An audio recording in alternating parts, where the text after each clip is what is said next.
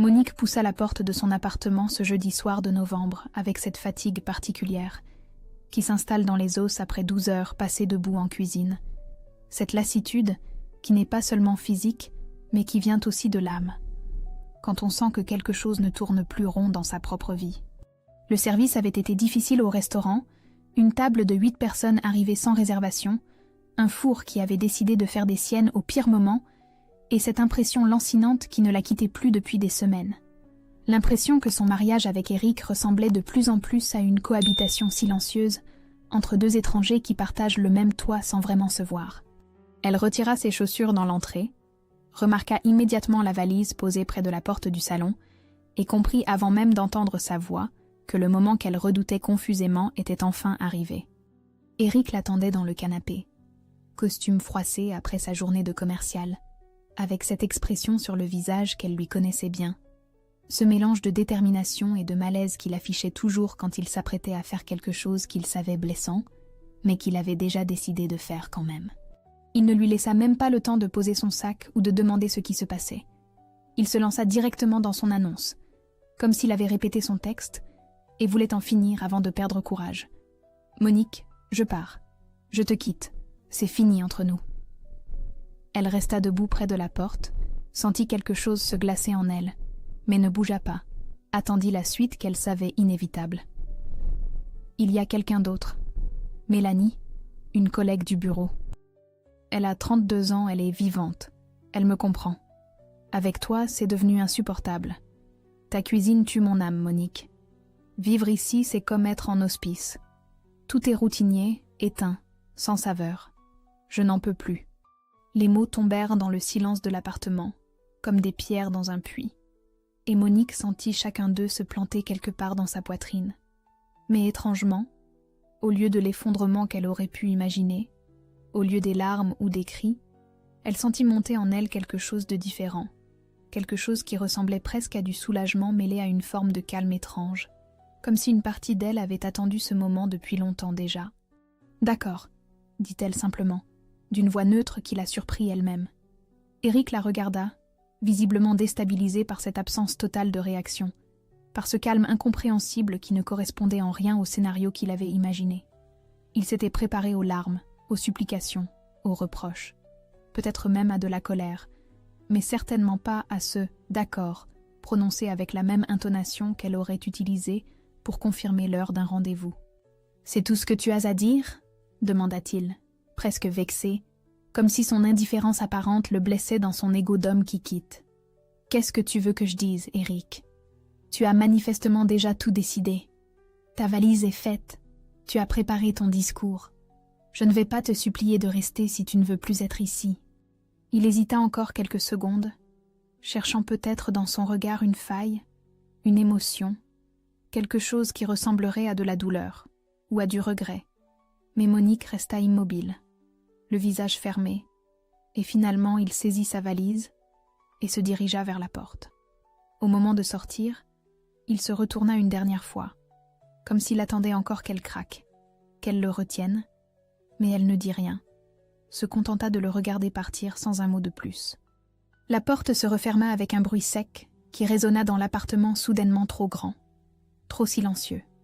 Monique resta immobile quelques minutes au milieu de l'entrée, sentant le vide autour d'elle. Puis elle se dirigea lentement vers la cuisine, cet espace qui avait toujours été son refuge, son territoire. Elle ouvrit les placards, sortit une boîte en carton qu'elle gardait au fond depuis des mois et commença à y ranger méthodiquement les photos encadrées de leur vie commune, ces images d'un bonheur qui n'avait peut-être jamais vraiment existé tel qu'elle l'avait cru. Puis elle s'installa à la petite table près de la fenêtre, alluma son ordinateur portable et ouvrit les dossiers qu'Eric n'avait jamais vus, ceux qu'elle avait créés et alimentés en secret pendant 5 longues années, formation gestion 2019-2024, business plan restaurant, comptabilité séparée. Un sourire discret, presque imperceptible, apparaît sur son visage fatigué, tandis qu'elle parcourait les fichiers, les chiffres, les projections qu'elle avait construites patiemment, pierre par pierre, pendant que son mari la méprisait. Elle savait exactement pourquoi elle était si calme ce soir. Le lendemain matin, Monique se réveilla dans un appartement vide qui lui parut soudainement plus grand, plus silencieux, comme si l'absence d'Eric avait effacé 25 ans de présence et de bruit quotidien. Elle prépara son café, s'habilla sans se presser, et se dirigea vers son restaurant avec cette sensation étrange de légèreté mêlée d'appréhension, comme quelqu'un qui vient de couper une corde qui la retenait mais qui ne sait pas encore très bien comment voler seul. Le restaurant. Au coin du Panier, occupait une petite rue du quartier du Panier à Marseille depuis 25 ans, une façade modeste avec des tables en terrasse l'été, une salle intime d'une trentaine de couverts, et une cuisine ouverte d'où s'échappaient des odeurs de bouillabaisse et de daube provençale qui faisaient partie du paysage sonore et olfactif du quartier. Pendant des années, Eric avait parlé de ce restaurant avec une condescendance à peine voilée, le qualifiant de petit hobby sympathique, de passe-temps de femmes au foyer qui s'occupent, minimisant systématiquement devant leurs amis et leurs familles l'ampleur du travail que cela représentait, les heures debout en cuisine, la gestion des stocks, du personnel, de la comptabilité.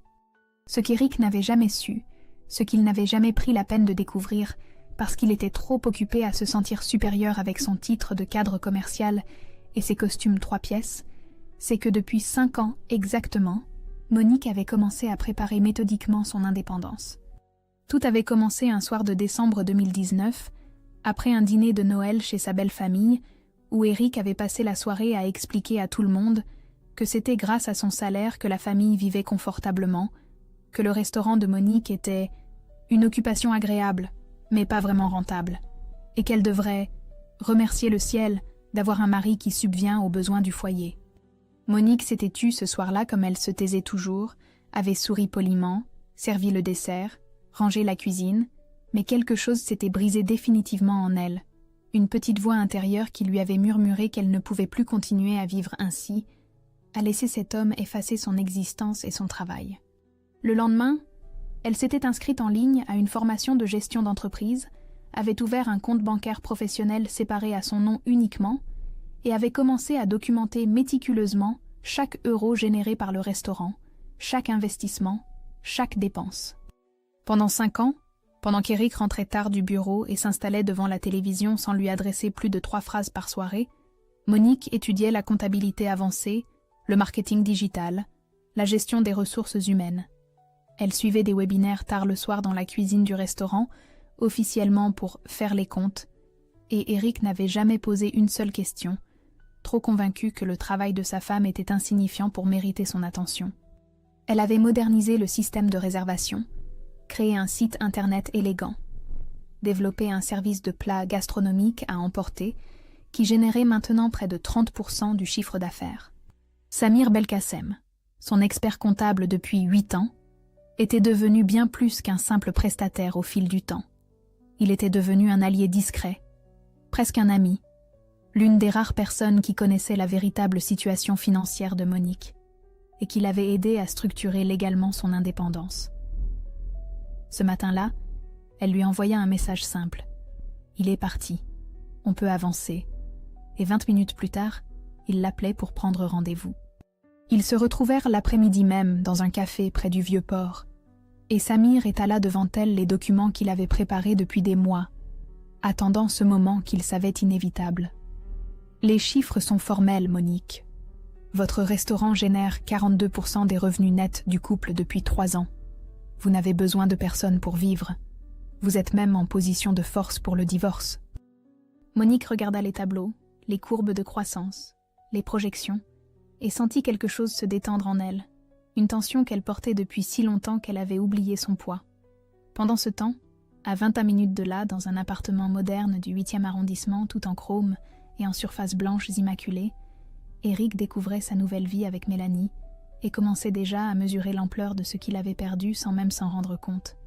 3 semaines s'étaient écoulées depuis le départ d'Eric, 3 semaines pendant lesquelles Monique avait découvert le silence d'un appartement vide et contre toute attente, une forme de paix qu'elle n'avait pas ressentie depuis des années. Elle dormait mieux, respirait mieux, comme si l'absence de cette présence critique et méprisante avait libéré de l'espace pour qu'elle existe enfin pleinement. Le restaurant tournait bien, les clients habituels continuaient à venir, et Monique avait commencé à mettre en œuvre le plan qu'elle avait élaboré pendant ces 5 années de préparation silencieuse. Elle organisa un dîner intimiste un vendredi soir, 15 couverts seulement, des invités triés sur le volet par Samir et quelques clients fidèles qui connaissaient du monde dans le milieu de la gastronomie marseillaise. 3 critiques culinaires régionaux, 4 blogueurs spécialisés en cuisine provençale et quelques figures influentes du quartier. Le menu qu'elle avait composé s'appelait « Cuisine de l'âme », un mélange de tradition et de modernité qui respectait les racines tout en osant la créativité, un risotto à l'encre de seiche avec des chips de chorizo artisanales, une bouillabaisse déconstruite qui présentait tous les éléments du plat emblématique de Marseille, mais dans une composition visuelle audacieuse, et pour finir une tarte tropézienne revisitée à la fleur d'oranger et au miel de lavande. Le dîner fut un succès discret mais réel, exactement ce que Monique espérait. Des conversations animées autour des plats, des compliments sincères, et surtout des regards de reconnaissance professionnelle qu'elle n'avait jamais vraiment reçus auparavant, parce qu'Éric avait toujours réussi à minimiser ses réussites. Une semaine plus tard, un article élogieux parut dans le journal régional, 3 lignes seulement mais dans la rubrique gastronomie, et un blogueur influent mentionna le restaurant dans sa sélection mensuelle des adresses à découvrir. Les réservations commencèrent à augmenter progressivement, 15% la première semaine, 25% la deuxième, et au bout d'1 mois, Monique dut refuser du monde certains soirs. Elle embaucha Laura Moreau, une jeune chef de 29 ans sortie d'une école hôtelière de Lyon qui cherchait justement un endroit où apprendre la vraie cuisine de produits, loin des brigades stressantes des grands restaurants parisiens. Laura était exactement ce dont Monique avait besoin. Une énergie fraîche, des idées modernes, et surtout une passion authentique pour la transmission culinaire. Leur complicité fut immédiate, et pour la première fois depuis longtemps, Monique eut l'impression de construire quelque chose qui lui ressemblait vraiment. Pendant ce temps, dans l'appartement chromé de Mélanie, Éric découvrait une réalité bien différente de celle qu'il avait fantasmée. Mélanie n'avait aucune intention de jouer les femmes au foyer. Elle commandait des sushis pour le dîner et laissait la vaisselle s'accumuler dans l'évier en acier brossé.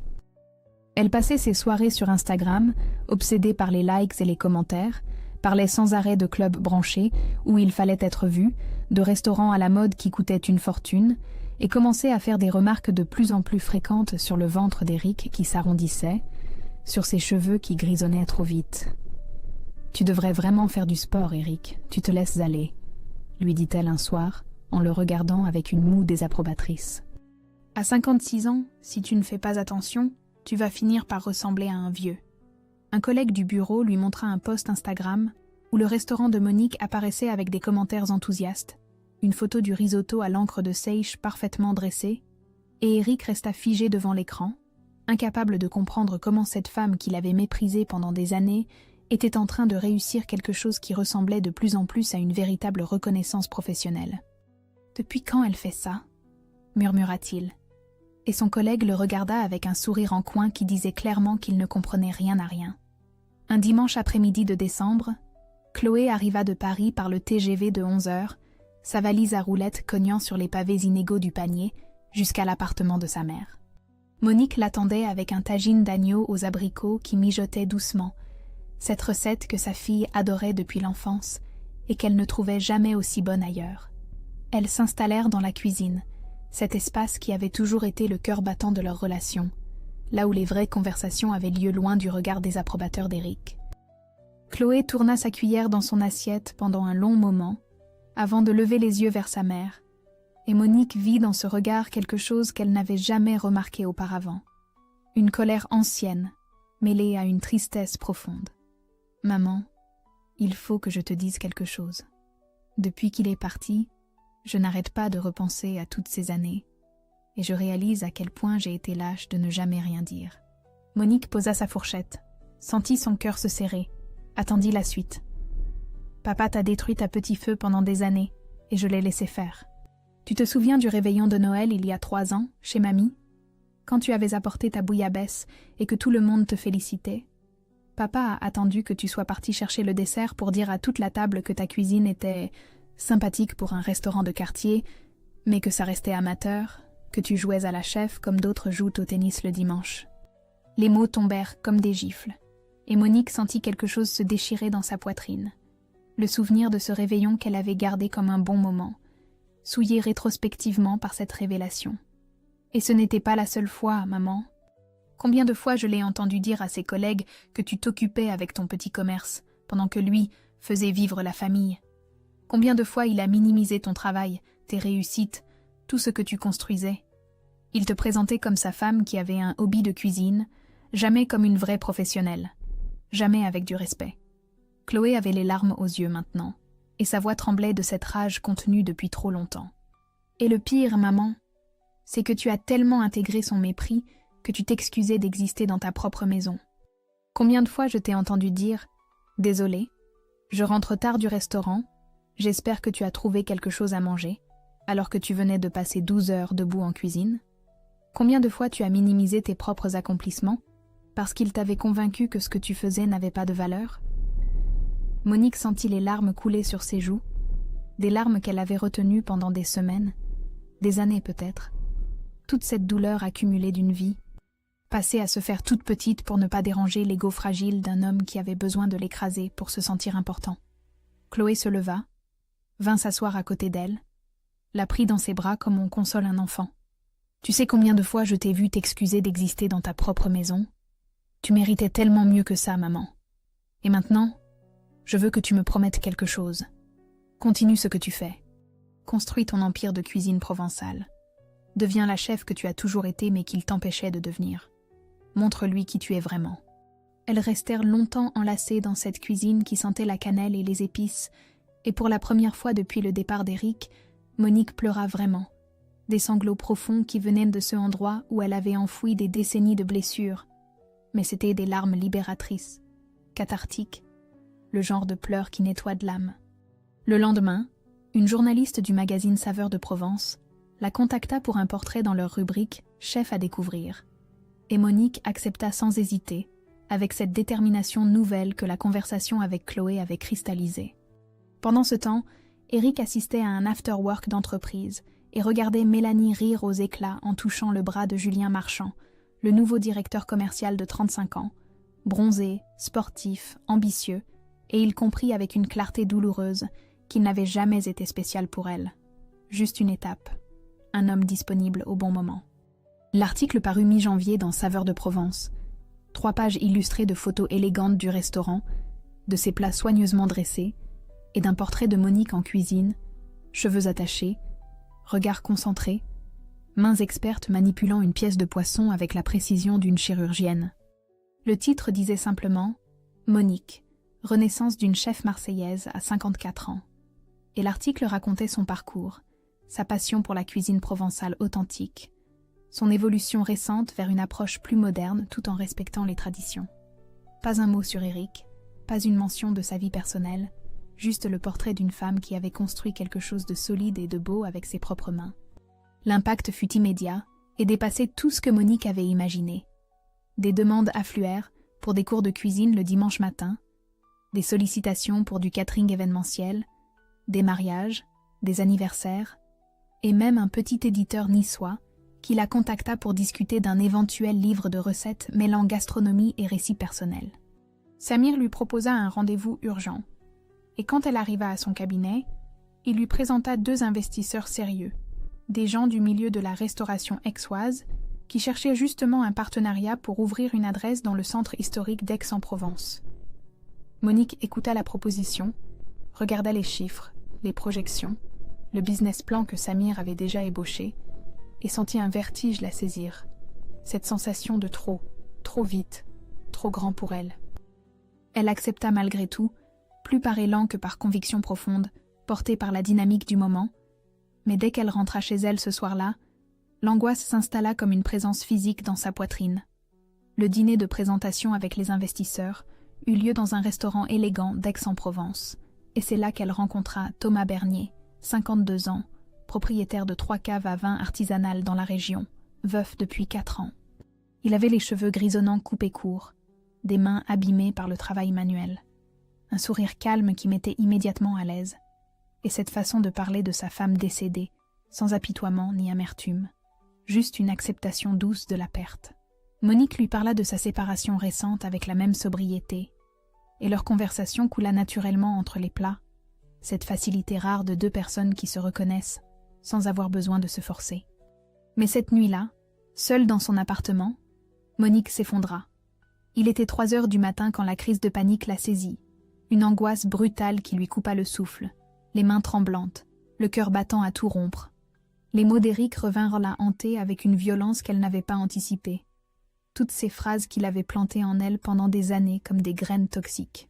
« Tu n'as jamais été bonne à rien d'autre qu'à chauffer des casseroles pour des retraités qui ne savent même pas ce qu'ils mangent.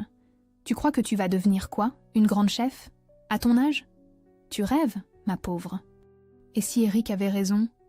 Et si tout ce succès récent n'était qu'un coup de chance temporaire? Une bulle qui allait éclater dès qu'elle tenterait vraiment quelque chose d'ambitieux? Et si elle échouait avec ce projet d'ex? Si elle perdait tout? Si elle se ridiculisait publiquement, en prouvant finalement qu'Éric avait toujours eu raison sur elle? Elle pleura violemment, recroquevillée dans son lit, submergée par le doute et la solitude, toutes ces années de dévalorisation systématique qui remontaient à la surface comme un poison qu'elle croyait avoir évacué. À 4 heures du matin, les mains tremblantes, elle appela Chloé. Sa fille décrocha immédiatement, la voix inquiète, et écouta sa mère sangloter pendant de longues minutes avant de dire simplement « J'arrive ». Chloé prit le premier TGV du matin, arriva à Marseille avant midi et resta tout le week-end avec sa mère, la forçant à manger, à dormir, à parler de toutes ces peurs qu'elle gardait enfouies. « Maman, regarde ce que tu as construit pendant qu'il passait son temps à te démolir. Regarde. Un restaurant qui marche, des clients fidèles, un article dans un magazine, des opportunités qui arrivent. C'est ça, ta vraie valeur. Pas les mots d'un homme médiocre qui avait besoin de t'écraser pour se sentir grand. » Le lundi matin, Monique se réveilla épuisée mais décidée, et elle appela Samir pour lui confirmer qu'elle acceptait le partenariat pour Aix-en-Provence. 3 mois s'étaient écoulés depuis la séparation, 3 mois pendant lesquels Monique avait appris à vivre seule, à dormir dans un lit vide sans se réveiller en sursaut, à prendre des décisions sans avoir à justifier chacun de ses choix devant un homme qui les jugeait systématiquement insuffisants. Le restaurant tournait mieux que jamais. Les réservations étaient pleines jusqu'à la fin du mois, et Laura s'était révélée être exactement la collaboratrice dont elle avait besoin, créative mais respectueuse des traditions, énergique mais à l'écoute.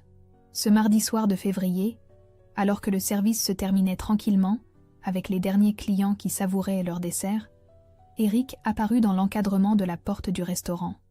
Monique le vit avant qu'il ne la voie, et son cœur se serra malgré elle.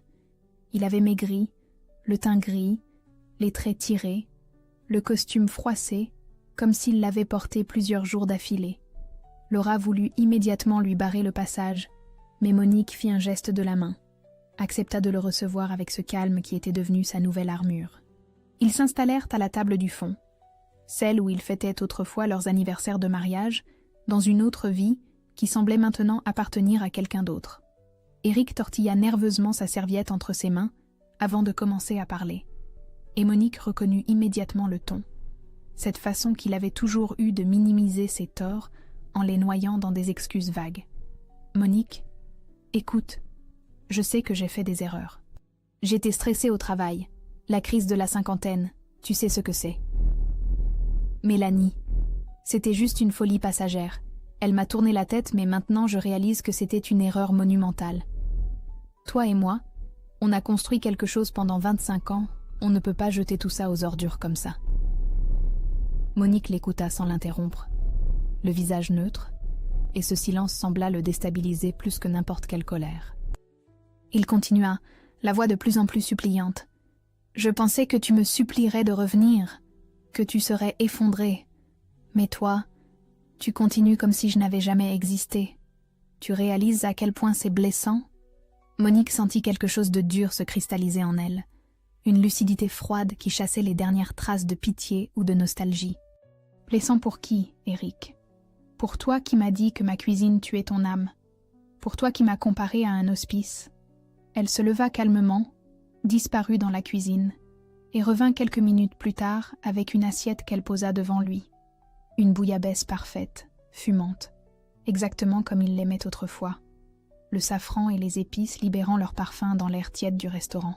« C'est le dernier repas que je te cuisinerai jamais, Éric. » Il la regarda, déstabilisé, ne sachant pas s'il devait prendre ça comme un geste de réconciliation ou comme une rupture définitive. Pendant 25 ans, J'ai cuisiné pour toi. J'ai nourri ton corps pendant que tu affamais mon âme. Tu m'as dit que ma cuisine te tuait? Regarde-toi maintenant. Tu as perdu 8 kilos, tu as le teint d'un mort, tu portes le même costume depuis 3 jours. Ce n'est pas ma cuisine qui te tuait, Eric. C'est ton mépris pour tout ce qui n'était pas toi. Les larmes montèrent aux yeux d'Eric, et pour la première fois depuis des années, Monique le vit vraiment pleurer. Des sanglots maladroits d'homme qui ne sait pas comment exprimer ses émotions autrement que par la colère ou le contrôle. Je suis désolée, Monique. Je réalise maintenant tout ce que j'ai perdu. On peut recommencer, faire une thérapie de couple, je changerai, je te le promets. Monique resta debout, inflexible, et sa voix quand elle parla était d'une douceur terrible, celle qu'on utilise pour annoncer une vérité définitive. Tu as tué quelque chose en moi, Eric. Pas d'un coup, mais lentement, pendant des années, chaque fois que tu minimisais mon travail, chaque fois que tu me faisais sentir que je n'étais rien d'autre qu'une femme qui s'occupe pendant que les hommes sérieux font vivre le monde. Mais tu sais ce que j'ai découvert? J'ai découvert que je pouvais revivre sans toi. Mieux même. Tu m'as libérée sans le savoir en partant. Eric se leva, tenta de s'approcher d'elle, mais elle recula d'un pas. Maintenant cette distance physique, qui symbolisait maintenant le gouffre émotionnel entre eux. Ne reviens plus ici. Ne me contacte plus. Mon avocat s'occupera de la suite. Il partit, laissant la bouillabaisse intacte refroidir dans l'assiette, et quelques minutes plus tard, Thomas entra dans le restaurant pour venir chercher Monique, comme il en avait convenu.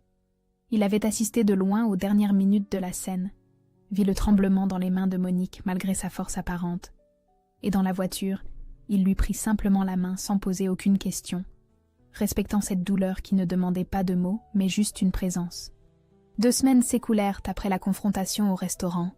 2 semaines pendant lesquelles Monique crut naïvement qu'Eric avait enfin compris et accepté que c'était terminé. Elle se concentra sur le projet d'Aix-en-Provence. Les réunions avec les architectes pour aménager l'espace, le recrutement d'une petite équipe, la création du menu qui respecterait l'esprit du restaurant marseillais tout en s'adaptant au public plus bourgeois d'Aix. Thomas l'accompagnait souvent à ces rendez-vous, apportant son expertise sur les vins et les accords, et leur relation évoluait doucement, sans pression, avec cette patience des gens qui ont déjà vécu assez pour savoir que les choses solides se construisent lentement. Puis, un mardi matin, Chloé l'appela, la voix tendue de colère contenue. « Maman, il faut que tu saches ce que papa est en train de faire. Il m'a envoyé 15 messages depuis hier soir. Il essaie de me convaincre que tu es fragile psychologiquement, que tu prends des décisions irrationnelles avec le restaurant, qu'il a peur que tu t'effondres avec tout ce stress professionnel.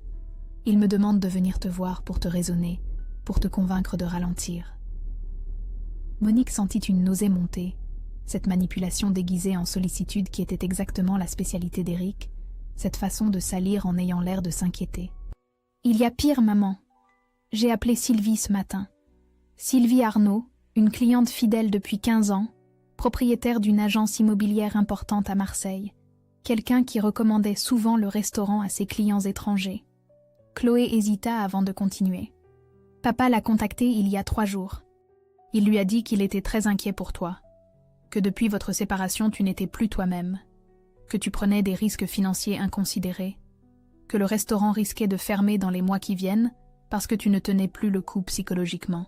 Sylvie a trouvé ça bizarre et m'a appelé pour vérifier. » La rage monta en Monique, froide et précise. Pas la colère explosive et inutile, mais cette détermination glaciale de quelqu'un qui vient de comprendre jusqu'où l'autre est prêt à aller. Eric était en train d'essayer de détruire sa réputation professionnelle, de saboter ce qu'elle avait construit, et il le faisait avec cette lâcheté caractéristique qui consistait à se cacher derrière une prétendue inquiétude.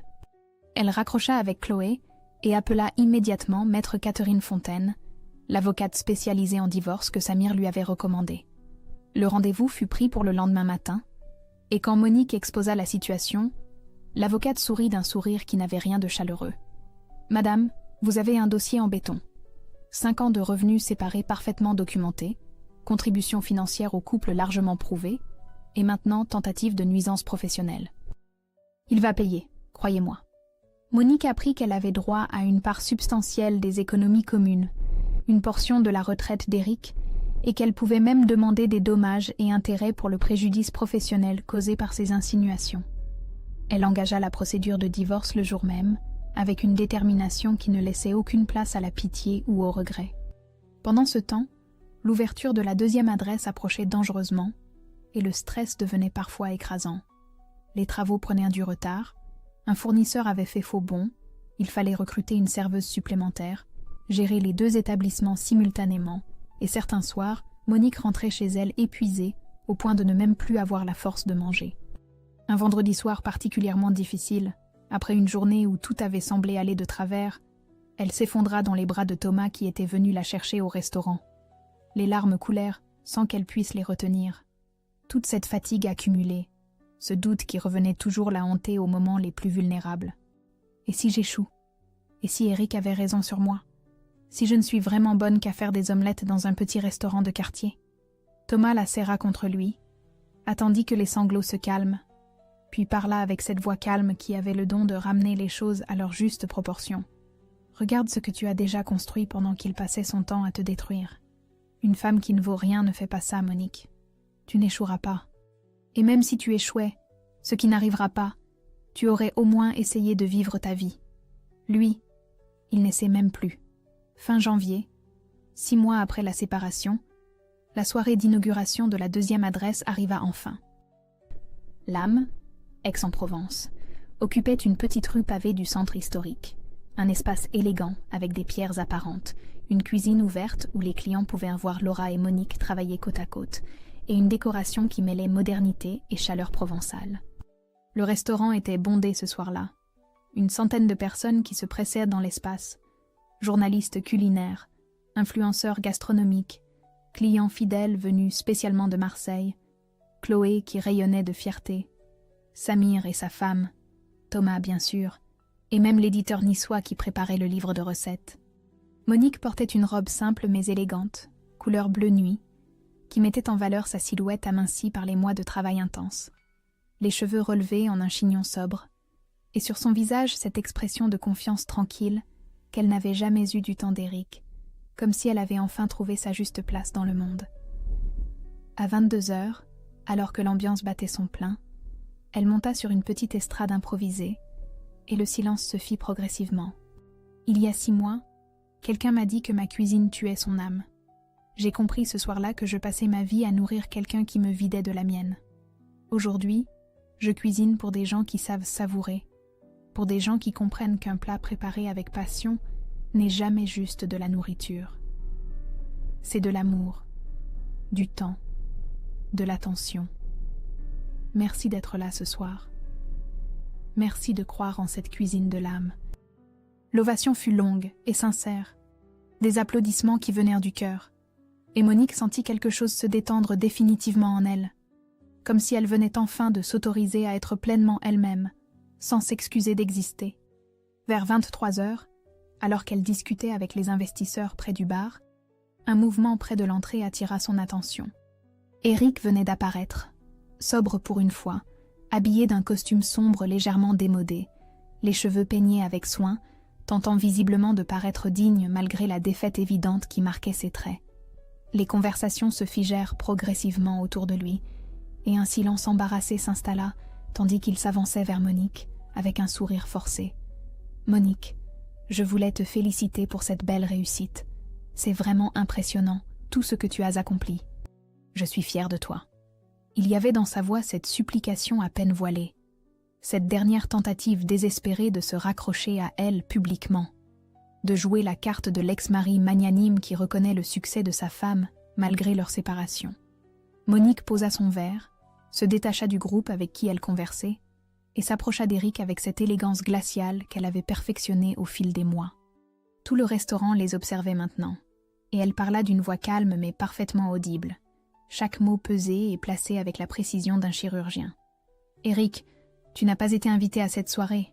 Ton taxi t'attend dehors. » Elle se retourna sans attendre de réponse, reprit sa conversation exactement là où elle l'avait laissée, comme si cette interruption n'avait été qu'un détail insignifiant. Éric resta figé quelques secondes, le visage blême, humilié non pas par un esclandre ou des cris, mais par cette indifférence polie, par ce vide absolu qui lui renvoyait son inexistence dans la vie de Monique. Il sortit sans un mot, personne ne le retint, et quand la porte se referma derrière lui, des applaudissements spontanés éclatèrent dans le restaurant. Thomas s'approcha de Monique, lui murmura à l'oreille avec un sourire admiratif « Tu es magnifique ». Et elle sut qu'il ne parlait pas de sa robe ou de sa coiffure, mais de cette force tranquille qu'elle avait conquise mois après mois, cette capacité à tenir debout sans avoir besoin de détruire l'autre pour exister. La soirée continua jusqu'à tard dans la nuit, rires et conversations, et Monique réalisa qu'elle était enfin libre. 10 mois s'étaient écoulés depuis ce jeudi soir de novembre où Éric avait claqué la porte avec sa valise, 10 mois qui avaient transformé Monique d'une femme qui s'excusait d'exister en une femme qui habitait pleinement sa vie, sans demander la permission à personne. Le printemps marseillais explosait dans toute sa splendeur, cette lumière dorée particulière qui baignait les façades ocres du panier et faisait scintiller la mer au loin comme une promesse de jours meilleurs. Les 2 restaurants tournaient admirablement bien, chacun avec sa personnalité propre, mais unis par cette philosophie que Monique avait mise des années à affiner, cette idée que nourrir les gens, c'était aussi nourrir leur âme, leur offrir un moment de répit dans le chaos du monde. Le livre « Cuisine de l'âme, recettes pour renaître » était sorti en avril chez l'éditeur niçois, un mélange de recettes provençales et de courts récits personnels sur la résilience, la reconstruction, l'art de transformer la douleur en quelque chose de beau. Les critiques avaient été excellentes, les ventes dépassaient les attentes modestes de l'éditeur, et plusieurs librairies régionales l'avaient mis en vitrine à côté des grands noms de la gastronomie française. Le divorce avait été finalisé en mars, un processus étonnamment rapide grâce à la compétence de Maître Fontaine et surtout grâce aux preuves irréfutables que Monique avait accumulées pendant 5 ans. Elle avait obtenu la moitié des économies communes, une portion conséquente de la retraite d'Éric et des dommages symboliques pour tentative de nuisance professionnelle. Éric avait dû déménager à Toulon pour accepter un poste moins prestigieux dans une entreprise plus petite, coupé de Chloé qui refusait catégoriquement tout contact avec un père qui avait passé des décennies à dévaloriser sa mère. Mélanie l'avait quitté depuis longtemps pour Julien, le jeune directeur commercial bronzé et ambitieux. Et la dernière fois que Monique avait entendu parler d'Éric, c'était par Samir qu'il avait croisé dans un supermarché de Toulon, seul, vieilli, diminué.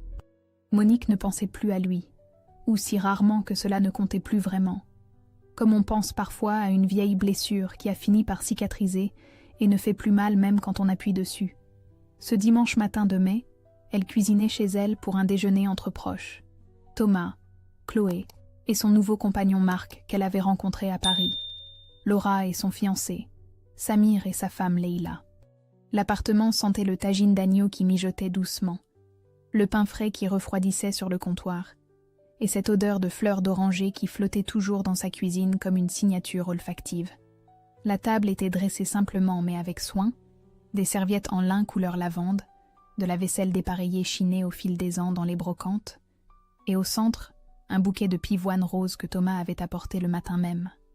Après le dessert, alors que les conversations allaient bon train, et que les rires emplissèrent l'appartement d'une chaleur vivante, Thomas sortit une petite clé de sa poche et la posa devant Monique, avec un sourire un peu timide. « J'ai acheté une maison près de Cassis, avec un jardin qui descend vers la mer. C'est trop grand pour moi tout seul, trop silencieux aussi. Je me disais que si tu voulais, on pourrait partager cet espace, à notre rythme, sans pression. Chacun sa chambre si tu préfères au début, ou pas, comme tu le sens. Juste construire quelque chose ensemble, doucement, sans se presser. » Monique prit la clé dans sa main, sentit le métal tiède contre sa paume, et regarda cet homme qui lui offrait un avenir sans essayer de la posséder, qui proposait une construction commune, sans exiger qu'elle renonce à qui elle était. Chloé avait les larmes aux yeux de l'autre côté de la table. Laura souriait avec cette complicité des jeunes qui voient leurs aînés retrouver l'amour. Et Samir levait déjà son verre en anticipation de la réponse. « Doucement, oui », dit Monique simplement. Et ce simple mot contenait toute la sagesse qu'elle avait acquise au fil des mois. Cette compréhension que les plus belles choses se construisent lentement, pierre par pierre, sans précipitation.